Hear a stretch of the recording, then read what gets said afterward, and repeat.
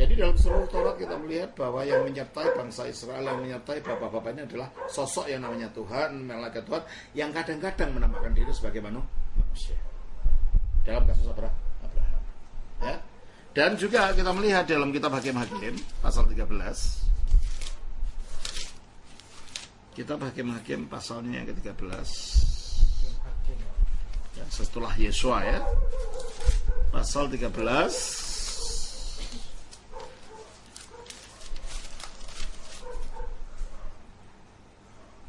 Tolong bacakan ayatnya yang ke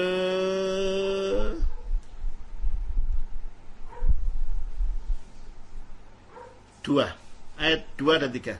Pada waktu itu ada seorang dari Zora dari keturunan orang Dan, namanya Manoah. Istrinya mandul tidak beranak, dan malaikat Tuhan menampakkan diri kepada perempuan. Nah, malaikat Tuhan menampakkan diri kepada perempuan itu. Terus ayat yang ke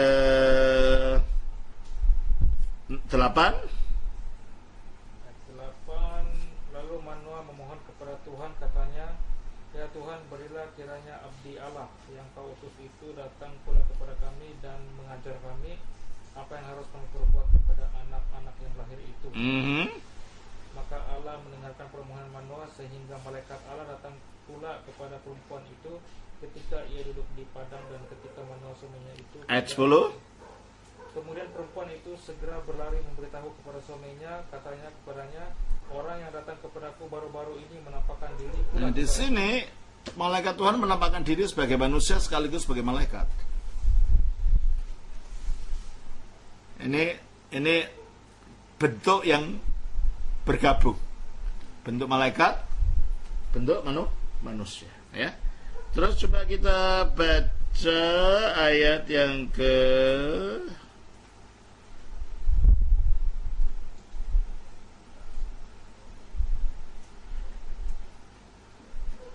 ayat yang ke-11. Ayat yang ke-11, lalu bangunlah Manoah dan mengikuti istrinya. Setelah sampai kepada orang itu, berkatalah kepadanya, engkaukah orang yang telah berbicara kepada perempuan ini? Jawabnya, benar. Lalu kata Manoah, dan apabila terjadi yang kau katakan itu, bagaimanakah nanti cara hidup anak itu dan tingkah laku? Dan seterusnya ayat 15. Kata Manoah kepada malaikat Tuhan itu, perkenankanlah kami menahan engkau di sini supaya kami mengolah anak kambing bagimu. Tapi jawab malaikat Tuhan itu kepada Manoah, sekalipun engkau menahan aku di sini, hidanganmu itu tidak akan kumakan. Tapi jika engkau hendak mengolahnya menjadi korban bakaran, persembahkanlah itu kepada Tuhan. Nah, di sini malaikat Tuhan ini membedakan dirinya dari Tuhan. Karena diperintahkan pada Manoah untuk mempersembahkan korbannya kepada Tuhan. Tapi ayat yang ke 17 sampai dengan ayat yang 17 dulu, 17-18. Kemudian berkatalah Manoah kepada malaikat Tuhan itu, siapakah namamu? Sebab apabila terjadi yang kau katakan itu, maka kami hendak memuliakan engkau. Tetapi jawab malaikat Tuhan itu kepadanya, mengapa engkau juga menanyakan namaku? Bukankah nama itu ajaib? Berarti namanya ajaib ini malaikat ini. Ya. Coba kita baca ayat yang ke-22. Berkatalah Manoah kepada istrinya, kita pasti mati sebab kita telah melihat Allah. Nah, ternyata malaikat Tuhan disamakan dengan Allah, beda dengan Allah, bernama ajaib. Kamu punya Alkitab terjemahan lama sastra? Coba ambil tuh. Oh, tidak di Ada di situ tadi kemarin. terjemahan lama. Iya, terjemahan yang lama. Ada tidak di situ? Oh, coba. Kalau gitu malaikat ini kita ingat malaikat namanya siapa? Aja. Coba kita lihat Yesaya 9 ayat 5. Terjemahan lama Yesaya 9 ayat 5.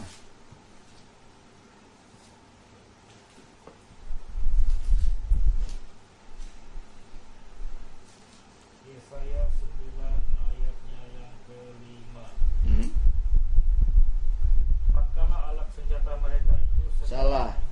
Yesaya 9 ayat 5. Ya, terjemahan lama tapi. tatkala alat senjata mereka itu Bukan. Pasal berapa itu? 9 ayat 5. 5.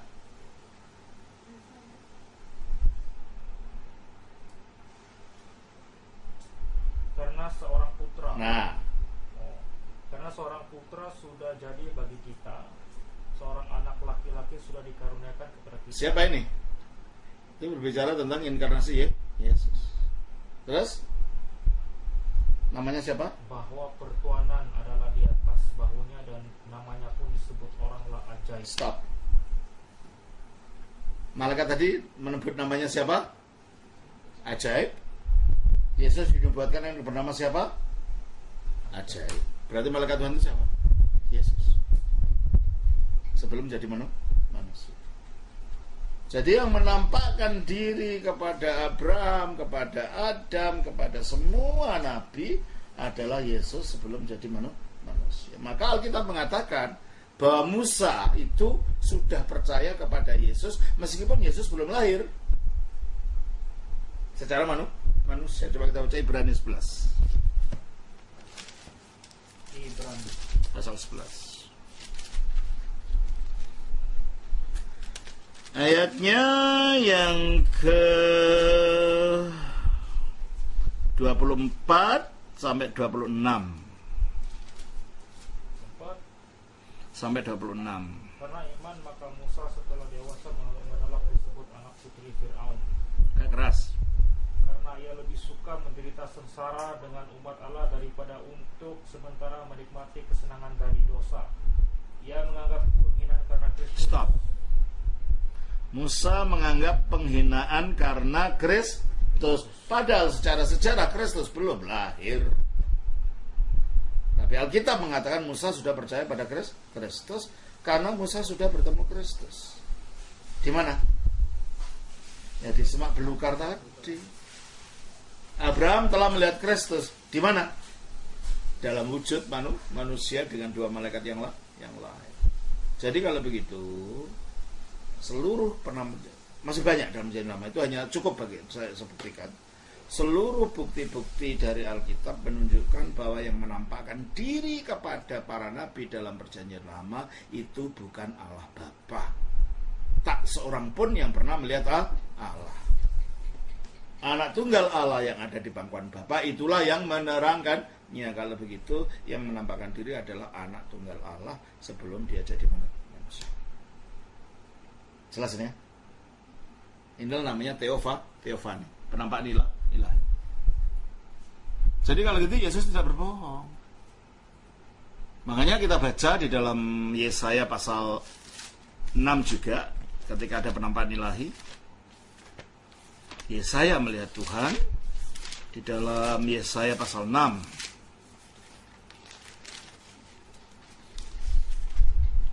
Yesaya pasal 6. Ayat 1. Dalam tahun matinya Raja Uzia, aku melihat Tuhan duduk di atas takhta yang tinggi dan menjulang. Nah, di dalam penglihatan ini Allah mengatakan dalam ayat 10. Dalam ayat 10, buatlah hati bangsa ini keras dan buatlah telinganya berat mendengar dan buatlah matanya melekat tertutup. Kita bandingkan dengan perkataan Yesus dalam Yohanes 12. Yohanes 12 ayat 40-41. 12 ayat 40-41. Mulailah ayat yang ke-37 sajalah. Dan meskipun Yesus mengadakan begitu banyak mukjizat di depan mata mereka, namun mereka tidak percaya kepadanya. Supaya genaplah firman yang disampaikan oleh Nabi Yesaya, Tuhan, siapakah yang percaya kepada pemberitaan kami, dan kepada siapakah tangan kekuasaan Tuhan dinyatakan? Karena itu mereka tidak dapat percaya, sebab Yesaya telah berkata juga, ia telah membutakan. Nah, inilah dari ayat 10 tadi. Ayat 10 dari pasal 6. Jadi Yesus orang Yahudi tidak percaya karena dibuatkan Yesaya. Dari Yesaya 6 ayat 10. Ayat 41. Hal ini dikatakan oleh Yesaya karena ia telah melihat kemuliaan. Berarti hal ini dikatakan Yesaya karena Yesaya telah melihat kemuliaan Yesus. Jadi yang dilihat pada waktu penampakan Allah di dalam Yesaya 46 ini, Yesaya 6 tadi adalah Yesus belum jadi manusia. Hal ini dikatakan Yesaya karena dia telah melihat kemuliaannya dan dia telah berkata-kata tentang berkata-kata tentang Yesus. Ya kan? Jelas ini ya? Jadi yang nampak kepada Yesaya adalah Yesus sebelum jadi manusia. Firman sebelum jadi manusia. Kita baca juga Yehezkiel. Yehezkiel pasal 1 ayat 26 sampai ayat 28 lah. Yehezkiel pasal 1 ayat 28.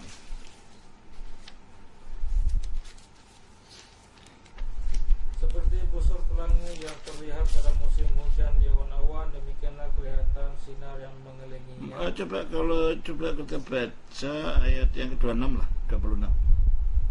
Di atas cakrawala yang ada di atas kepala mereka ada menyerupai tahta yang kelihatannya seperti permata lazurit, dan di atasnya menyerupai tahta itu ada yang menyerupai seperti manusia. Ya, menyerupai seperti manusia, berarti bukan manusia sungguh. Ini seperti manusia. Terus? Dari yang menyerupai pinggangnya sampai ke atas aku lihat seperti suasa mengkilat. Tahu suasa? Perak murni itu suasa.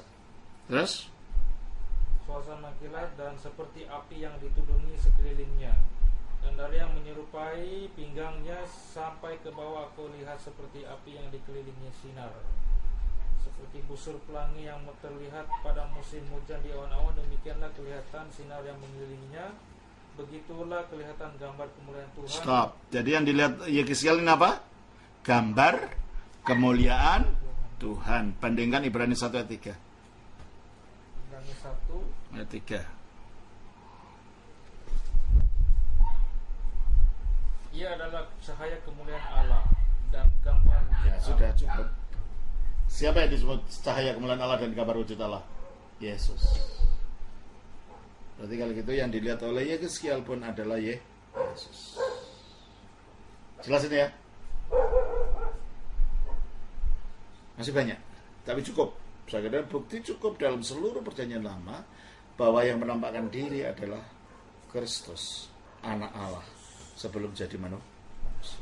Jadi kalau gitu, Kristus dibuktikan Alkitab secara konsisten memang sudah ada sebelum dia turun menjadi manusia, menampakkan diri dalam wujud yang dapat dilihat oleh para nabi.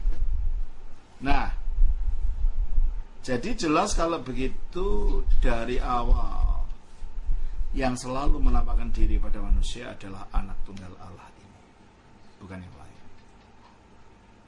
Dan Allah menyatakan dirinya melalui anak tunggal. Jelas ini ya, sudah ya. Jadi kalau begitu di dalam Allah yang esa ini ternyata ada namanya anak tunggal, yang melaluinya Allah menyatakan diri.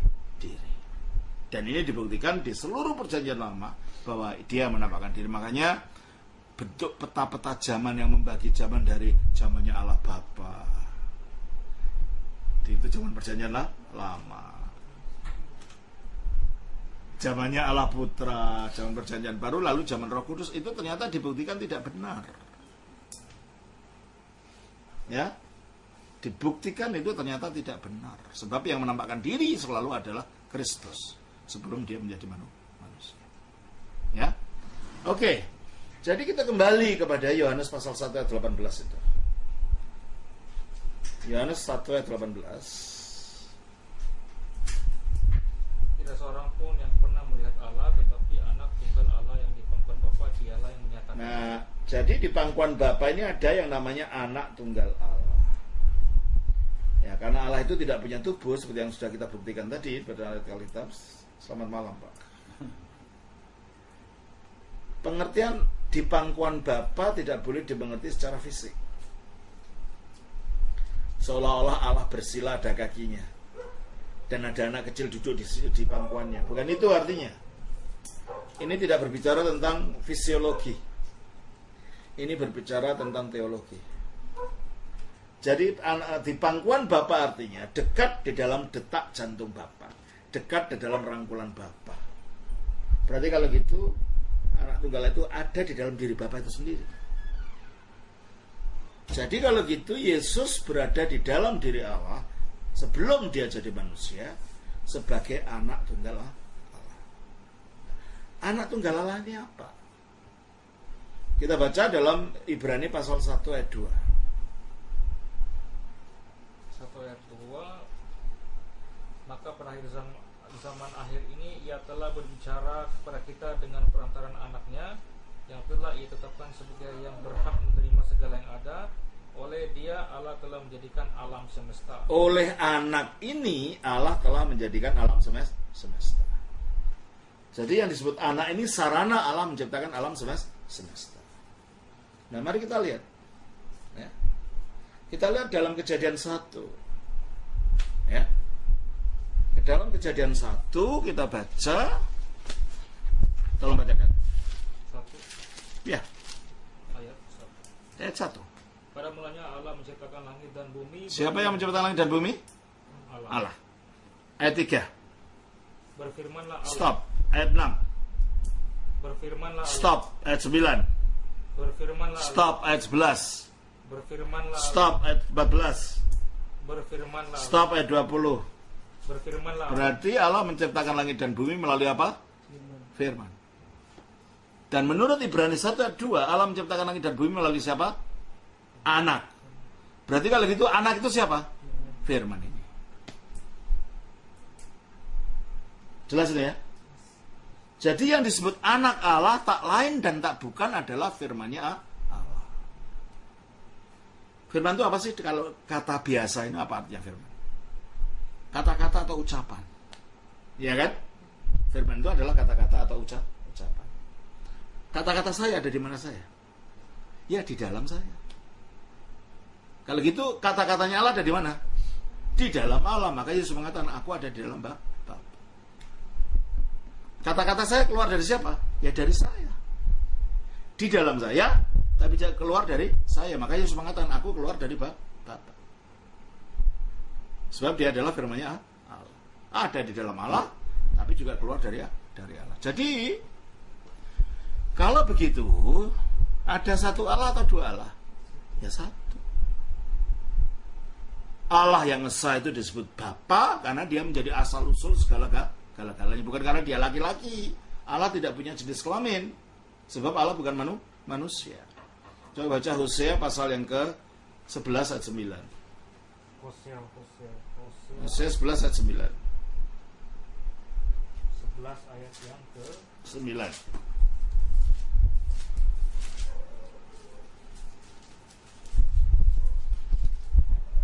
Aku tidak akan melaksanakan murkaku yang menyala-nyala itu, tidak akan membinasakan Efraim kembali, sebab aku ini Allah dan bukan manusia. Nah, aku ini Allah dan bukan manusia. Karena Allah bukan manusia dan Allah itu roh, tidak punya daging dan tulang seperti dikatakan Yesus tadi, berarti Allah tidak punya tubuh. Kalau dia tidak punya tubuh berarti tidak punya jenis kelamin, tidak punya jantina. Allah tidak berjantina. Sebab dia adalah roh. Dia bukan laki-laki, dia bukan perempuan, dia bukan pondan juga. Dia mengatasi batasan jantina, batasan jenis kelamin. Nah, mengapa disebut Bapa? Nah, dijelaskan oleh 1 Korintus 8 ayat 6 tadi. 1 Korintus 8 ayat 6. Ayat 6. Namun bagi kita hanya ada satu Allah saja, yaitu Bapa, yang daripadanya berasal segala sesuatu. Itu dia disebut Bapa karena daripadanya berasal segala sesuatu. Yang seperti Bapa dalam rumah tangga itu asal otoritas keluarga itu, asal uang dari keluarga itu, asal pendidikan dari anak-anak dari keluarga itu, ya, asal kekokohan keluarga itu. Maka Allah menjadi asal usul dari segala-galanya, disebut sebagai Bapa, tetapi bukan berarti dia itu laki-laki. So kalau dia laki-laki jadi masalah nanti. Coba kita baca di dalam Yakobus 1 ayat 17. Yakobus pasal 1 ayat 17. James 1:17. Setiap pemberian yang baik dan setiap anugerah yang sempurna datangnya dari atas, diturunkan dari Bapa segala terang. Stop. Kalau Allah ini laki-laki, Bapa segala terang, apakah kawin dengan light, dengan terang yang berjantina perempuan? Jadi masalah lagi. Ya kan? Berarti istilah Bapa di sini tidak berbentuk jenis kelamin, tidak berarti jenis kelamin, bukan berarti jantina. Tetapi berarti dia menjadi asal usul terang di sini dan asal usul segala-galanya.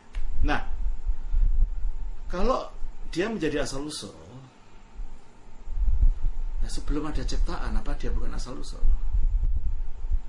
Sebelum ada malaikat, sebelum ada dunia, sebelum ada yang lain-lain, dia menjadi asal usul tidak.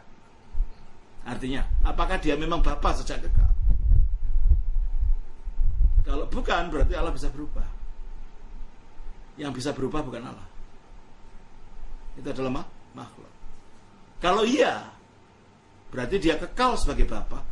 Bapa dari apa? Ya Bapa dari firman-Nya, gitu loh. Jadi kalau begitu tidak ada Bapa tanpa Putra sejak kekal. Artinya tidak ada Allah tanpa firman-Nya. Allah selalu ada dengan firman-Nya. Jadi gelar Bapa itu kekal karena dari kekal ada yang namanya anak di dalam dirinya, yaitu firman. Nah, bagaimana firman itu disebut anak? Nah, karena firman itu ada dalam Allah sejak kekal. Berarti Allah seolah-olah mengandung firman-Nya sendiri. Ya. Lalu firman itu juga keluar dari Allah, seolah-olah Allah melahirkan firman-Nya sendiri. Berarti kalau dalam dunia fisik yang dikandung lalu dilahirkan namanya apa itu? Anak. Yang dikandung lalu dilahirkan namanya apa? Anak. Berarti firman Allah itu disebut anak Allah karena dia dikandung oleh Allah, tapi juga keluar dari Allah, dilahirkan dari Allah. Itulah sebabnya dalam pengakuan iman gereja purba dikatakan, dan aku percaya pada satu Tuhan Yesus Kristus, anak tunggal Allah, yang diperanakkan dari Bapa sebelum segala zaman. Dia diperanakkan dari Bapa sebelum segala zaman. Nah, Allah ada berapa? Firman-Nya ada berapa? Satu pula. Firman itu disebut apa? Anak. Anak yang cuma satu, itu sebutannya apa? Anak tuh tunggal. Maka Yesus disebut anak tunggal Allah karena dia adalah firman Allah yang satu-satunya. Kita juga disebut anak, tapi bukan anak tunggal karena kita bukan firman Allah. Kita anak karena diangkat melalui penebusan. Kalau Yesus bukan diangkat. Yesus memang aslinya dari Allah, di dalam diri Allah. Anak Allah dalam arti literal sebagai yang mempunyai kodrat yang sama dengan Allah. Maka kita baca di dalam Yohanes pasal 5 ayat 17-18. Yohanes pasal 5 ayat 17-18. Tetapi ia berkata kepada mereka, Bapakku bekerja sampai sekarang, maka aku pun bekerja juga. Sebab itu orang-orang Yahudi lebih berusaha lagi untuk membunuhnya, bukan saja karena ia meniadakan hari Sabat, tetapi juga karena ia mengatakan bahwa Allah adalah Bapanya sendiri, dan dengan demikian menyamakan dirinya dengan Allah. Nah, dalam hal Yesus, Allah itu Bapaknya sendiri, bukan Bapak angkat seperti kita. Kita Bapak angkat karena kita lahirnya dari Bapak kita manusia, bukan dari Allah gitu loh. Kalau Yesus memang lahirnya dari Allah sebagai firman-Nya Allah. Nah, mana yang lebih manusia? Seorang anak atau bapaknya? Mana yang lebih bersifat manusia? Seorang anak atau bapaknya? Bersifat manusia. Ya, yang memiliki kodrat ke manusia. Mana yang lebih berkodrat manusia? Anak atau bapaknya? Ya sama, anak tidak kurang manusia karena bentuknya kecil, bukan. Dia juga manusia. Nah, kalau Yesus mengaku Allah itu Bapaknya, berarti dia juga punya kodrat yang sama dengan Allah. Maka orang Yahudi marah.